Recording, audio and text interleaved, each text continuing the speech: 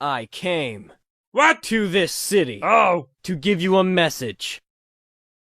Card games on motorcycles. card games on motorcycles! Card games on motorcycles. Crow, did you hear that? Card games on motorcycles! Card games on motorcycle?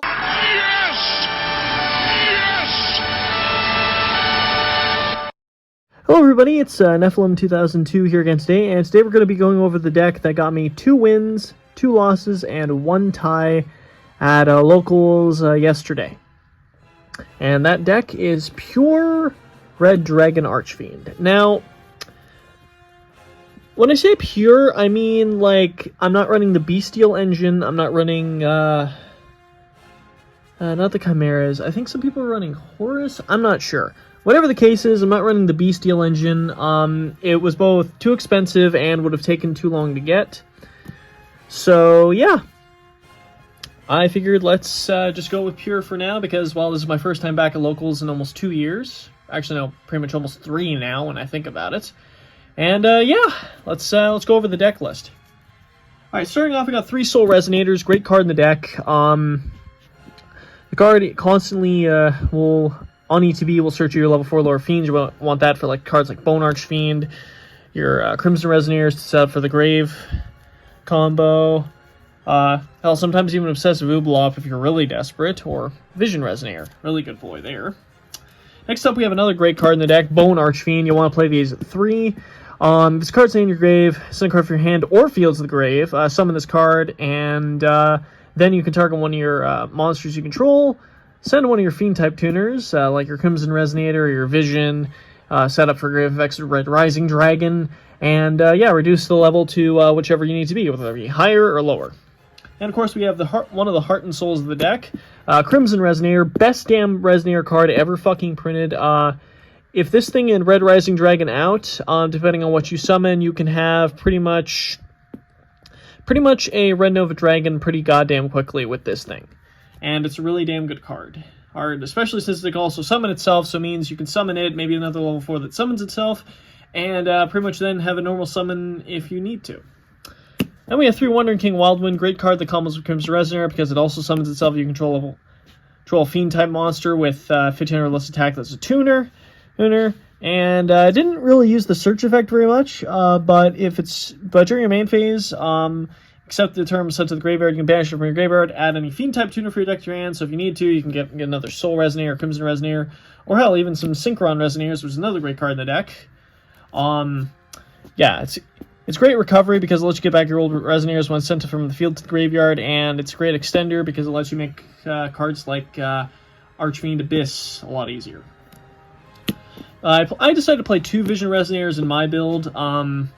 It's helpful because, like Synchron Resonator, it can summon itself when there's any level 5 or higher dark on the field. But this one will be searching out your Crimson Gaias, your beautiful little red zones, all that good shit. And yeah, it's a great card. Really happy it came in the deck. I'm playing Red Resonator for some really fun go into time shenanigans. You want to have this as an extra tuner. Some people play Chain Resonator. I'm choosing to play Red Resonator because of the life gain. Sometimes you'll go into time and you'll be like, okay, sink into this, bring back with Red Rising's effect, gain 2100 life, and call for time, end your main phase, and win with more life points. And of course, we have an Obsessive Oobleop for extending. Honestly, I can kind of see why you would play this, but at the same time, I am both annoyed and happy this card is a tuner because I've had scenarios where this thing has been out, and I've had another tuner on the field. I'm like, shit, I can't make a synchro. But yeah, it's a pretty nice card. That's why we only play it at 1, though. Next up, we have 3 Resonator Call for consistency. Always want to grab those beautiful Resonators from your deck. You also have 1 Foolish Burial and 1 Call by the Grave. Want to be able to stop hand traps. This thing really should go back to 3, but we know why it's not. It's a cheap card, so they're going to force you to buy stuff like Triple Tactics Thrust and such, in order to do something. And Foolish Burial's Foolish Burial. It's a pretty self-explanatory card. And, of course, one of the best new cards in the fucking deck, Crimson Gaia. Lets you search your Red Dragon Archfiend-related cards. You don't use the Ultimate Conductor Tyranno-like effect very often, but the second effect you really should pay more attention to, because if a monster on the field, like any monster on the field, is destroyed by battle, or card effect, you can summon back one of your Red Dragon Archfiends from your graveyard, and that effect is hilarious. Helps you, depending on how you've comboed, you can actually use this card to OTK if your opponent still has monsters left over. It's really great.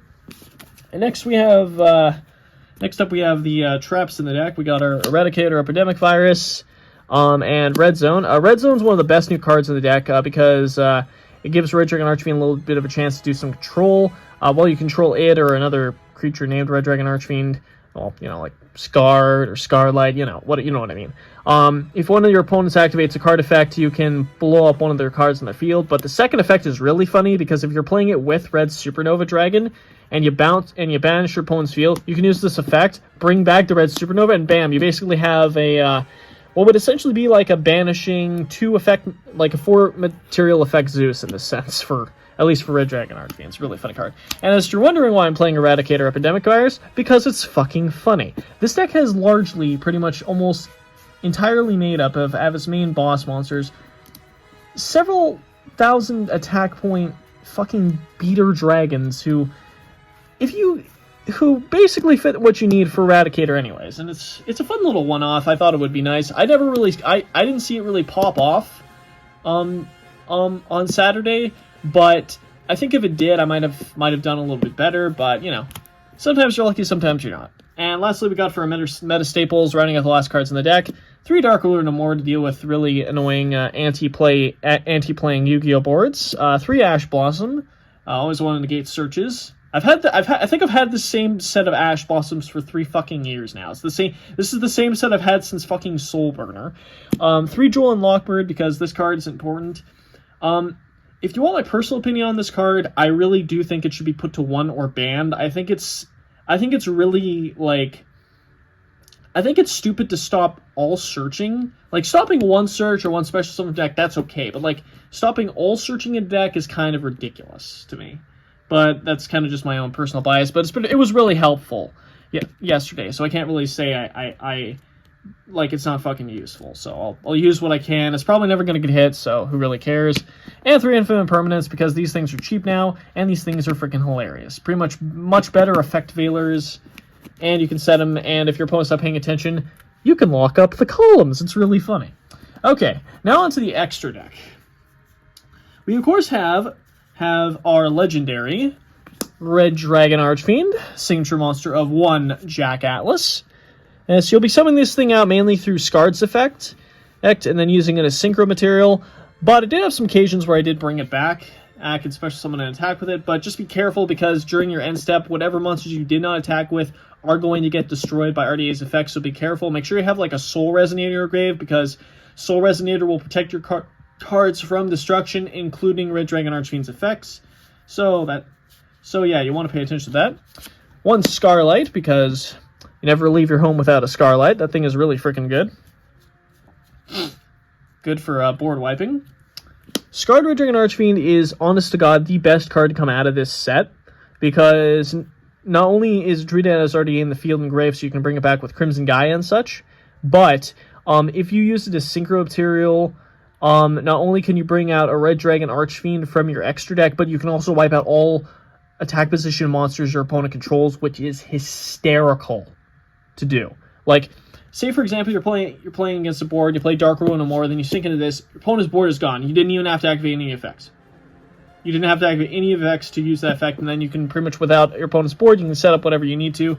Pass the turn. If your opponent can't fucking play through your negates, you win the game. And, of course, we have Hot Red Dragon Archfiend Abyss, arguably one of the best synchros ever printed. I know how fucking good this thing is. I played Dragon Link back when it was fucking tier 1, so I know how fucking good this thing is. It negates any physical card in the field. You typically want to end on this and or a something like a red Nova, red Supernova. Depends what you end up with in your hand and what your hand setup is. It's pretty freaking good. Good. Of course you're running 3 Red Rising Dragon. How else are you going to get to all these combos? Through freaking Red Rising Dragon. This is the biggest choke point in the deck besides the normal summon. If this thing gets stopped and you do not have a freaking extender in hand, you are screwed. But that is okay, because you're playing Red Dragon Archfiend and you're playing this deck because you love it anyways. Whatever the case is, this card is freaking awesome. This card was something I think Red Dragon Archfiend needed for a very long time, and I'm surprised it didn't get much sooner. Whatever the case is, it lets you pretty much bring back any Resonator monster from your graveyard, such as Crimson Resonator if you want to go into like Red Supernova or something like that, or if you bring back Red Resonator, you can gain some life points and maybe win through time. Either way, it's a very, very important card in the deck. I was really happy to find out that they made this thing an Ultra in the actual pre-con, which is hilarious. And of course, we got some other monster deck. We got Red Dragon Archfiend Bane to bring back your Red Dragon Archfiends, depending on the scenario. Calamity. I was thinking of running the Lock, but I thought it was too inconsistent, and of course, since I don't have the Bestials, I can't make it as consistently as I'd like to, so we're just using it as a hopefully win the game on this turn card. 2 red Supernova Dragons, because this card is fucking hysterical. Like I said earlier with Red Zone, combining these 2 cards together essentially means you can have kind of like your own Zeus, but you banish all cards in your opponent's field in turn. Like, you basically have 2 triggers of this thing, and it's hysterical. Plus, you can just bring it back on your next turn enemies with Red Zone, which means that you bypass the whole banish effect. And also remember to count all the extra attack points from each tuner you get, all those lovely little resonators. Same with Red Nova Dragon here. I ran Red Nova Dragon in this deck because, again, I didn't have any of the Bestials.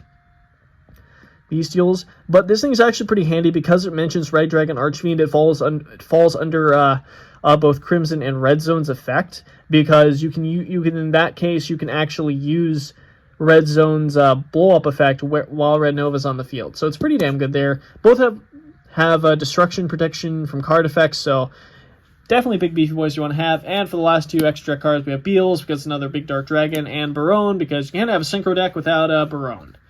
Yeah. Good negates are always good negates. Anyways, and lastly, let's round out to the extra deck. Oh yeah, that's my Field Center. It's from a Star Wars card game that came out quite a long time ago. I don't know if this is for like the RTS or a little tabletop game, or maybe there was an actual card game for Star Wars that never came out. I'm not sure. I don't know. All right, onto the side deck. We have Harpy's Feather Duster and Cosmic Cyclone for our back removal. DD Crow for the more graveyard heavy decks. Lava Golem for the big board type decks, so we want to get all those big boss up the field. Same with Nibiru. I only have 2 Nibiru, so I only ran 2 Nibiru. And yeah, it's pretty much the same idea. Get rid of opponent's big combo-y boards. And lastly, another funny card I love combining with Darkworlds No More is Evenly Matched, which is our basic big board wipe card, and hopefully get us back into the not losing side of things. Well, guys, that was pretty much everything. I hope you guys enjoyed this video. We'll see what happens going forward. I am currently trying to figure out a script for the next Yu-Gi-Oh! Dueling video that I wish to do. Is it going to be speed? Is it going to be gold? Is it going to be master format? Who the fuck knows? We're going to figure something out really cool, and I think you guys are all going to really like it. Whatever the case, I hope you guys enjoyed this video. Like, share, and subscribe, and hope you guys have a wonderful day.